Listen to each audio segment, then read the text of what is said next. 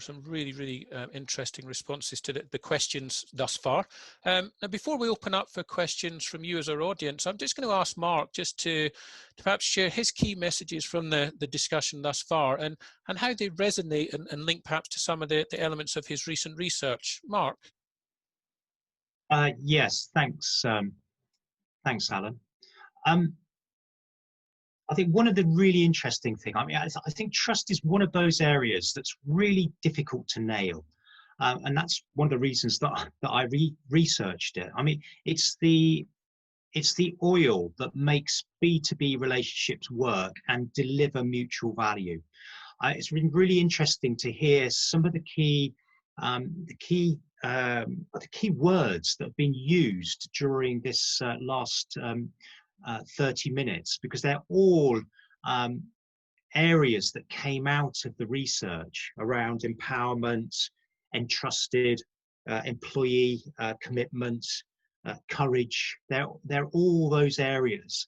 I mean, trust is dynamic in nature, and it has the propensity to be proactively applied and developed. However, it's important to understand its start point, how to develop it and how you're doing. And this can be achieved through the application of the trust evaluator that we've headlined in the newszine, which applies some of the thinking that came out of the doctorate.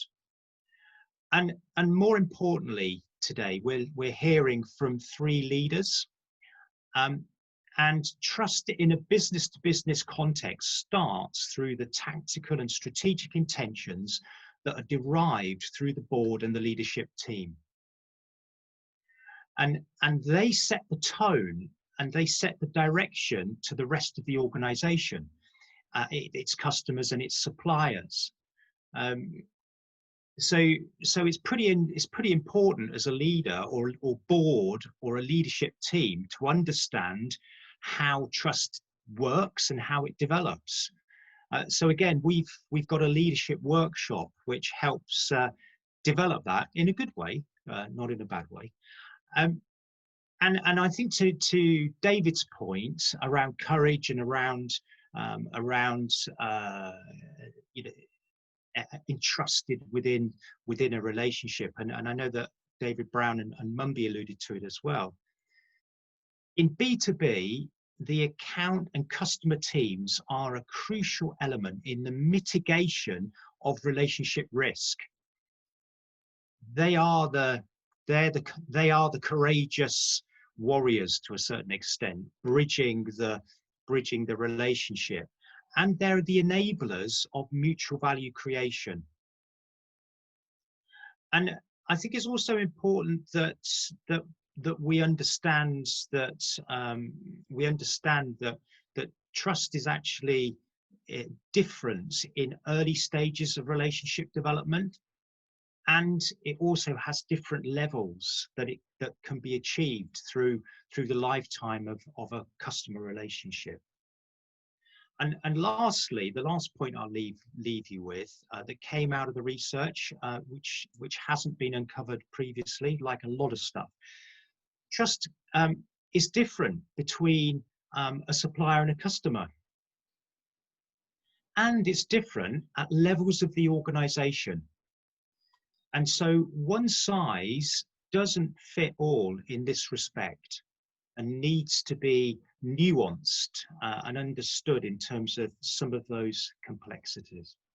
So great to hear mutual value coming out. Great to hear about co-creation. Great to hear about collaboration, because these only operate effectively if you've got a trust-based relationship. So back to Alan and open up to the panel. That's great. Thank you, Mark. A really good summary and really good to pick out some of the key points of 5 years of research in 5 minutes must be quite a challenge.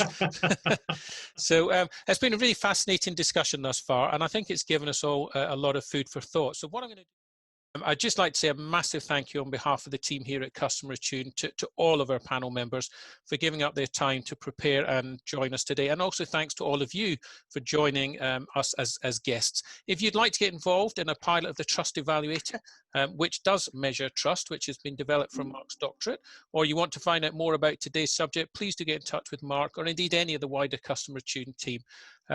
Likewise, if you want to find out more about what we do, then just give any one of us a shout. We'd be very happy to hear from you.